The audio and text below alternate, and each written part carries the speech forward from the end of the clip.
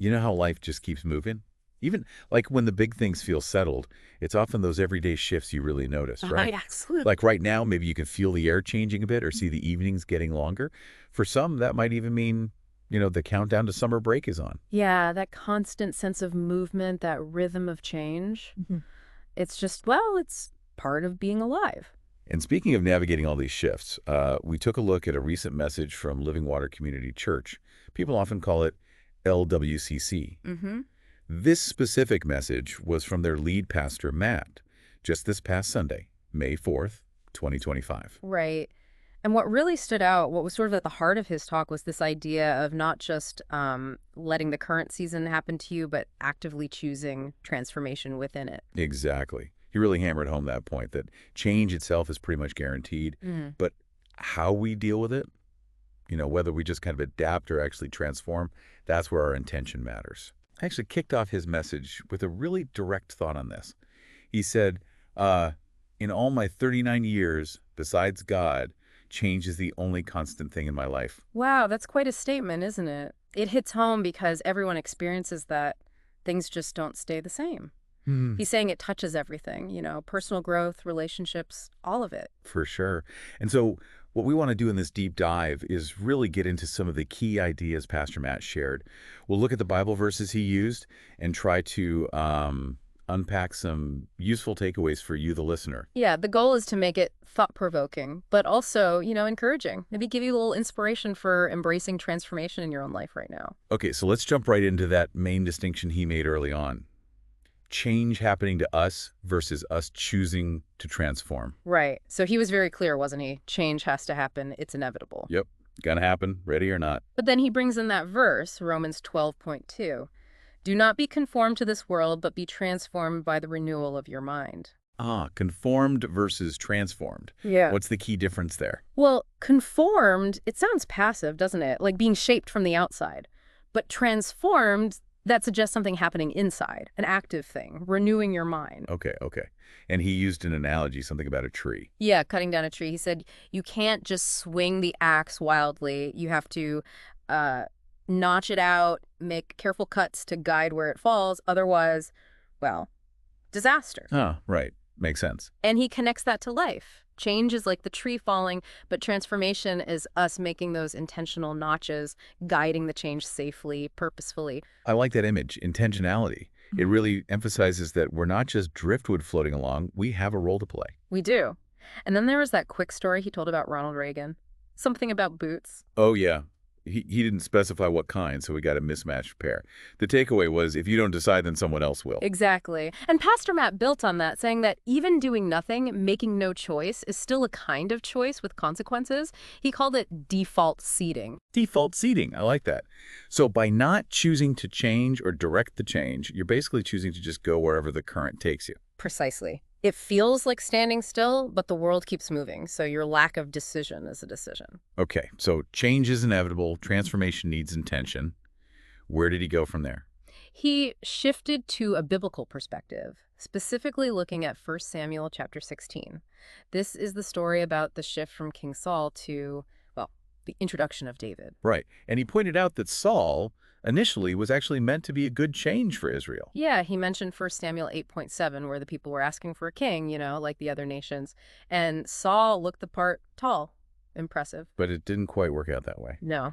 Pastor Matt highlighted how Saul's leadership soured. He started caring more about what people thought than what God wanted. It became about his own glory. And here's an interesting angle Pastor Matt brought up. He said we should study failures, like Saul's, to learn from them so we don't make the same mistakes. That's really practical advice, learning from others' missteps. And this leads to 1 Samuel 16, verse 1, right? Where God basically tells Samuel, stop grieving over Saul. Time to move on. Go anoint a new king. Exactly. And this is where Pastor Matt asked that really probing question. How often do we try to drag the season we just came out of into the new season? Oof, yeah. That tendency to cling to the familiar, even when it's time to let go. Old hurts, old ways of doing things. It just doesn't fit anymore, does it? He used this great visual of worship open hands. He described it as palm down to leave the past at the altar and palm up to surrender to God's will for the future. Palm down, palm up, letting go to receive. That's powerful. It really is. And he brought up Joseph as an example, too. Think about what Joseph went through with his brothers. Right, betrayal, slavery, prison. If he'd held on to all that bitterness, just let it eat him up, could he have eventually saved his family? Could he have fulfilled God's plan? Probably not. Holding on to the past blocks the future. So true. Release the old to make space for the new. Yeah. Okay, but often facing change, facing the new, it brings up fear, doesn't it? Absolutely, a totally natural reaction. Pastor Matt acknowledged that directly. He pointed to Samuel's first response when God said, "Go, anoint a new king." Samuel said, "How can I go? If Saul hears it, he will kill me." Yeah, that's real fear. Fear of the unknown, fear of consequences. We've all been there when facing a big change. But look at God's response. He doesn't dismiss the fear, but he gives a practical step. Take a heifer with you and say, "I have come to sacrifice to the Lord." It's like God provided a specific way forward. He gave him a plan, addressed the immediate fear, but kept the bigger purpose moving. And Pastor Mac connected this so well to us today. When we hit those "how can I possibly do this" moments, maybe in ministry or finances or just a new life direction, he reminded us of God's ultimate provision, his son. Linking it to the Great Commission. Exactly. Matthew 28, where Jesus says, "All authority has been given to me, and surely I am with you always." It's that promise. Just like God gave Samuel a way, we have Jesus' presence and authority with us. That's a huge comfort. So change happens, fear is real, but God provides a way and his presence. Now, Pastor Mathen circled back to our part in this, our responsibility. Yes, he kept hitting that point. Change is inevitable, but transformation is optional. And the key difference is our participation. We have to actively engage. Right. It doesn't just happen to us if we want true transformation. And he had another analogy for this one. The manual transmission car. You can have a powerful engine, but if you're sitting in neutral, revving won't get you anywhere. You have to engage the clutch, shift the gear. No engagement, no movement. Got it. Our active participation is vital. And that participation needs wisdom. Pastor Matt stressed taking lessons learned, the good and the bad from past seasons, into the new one.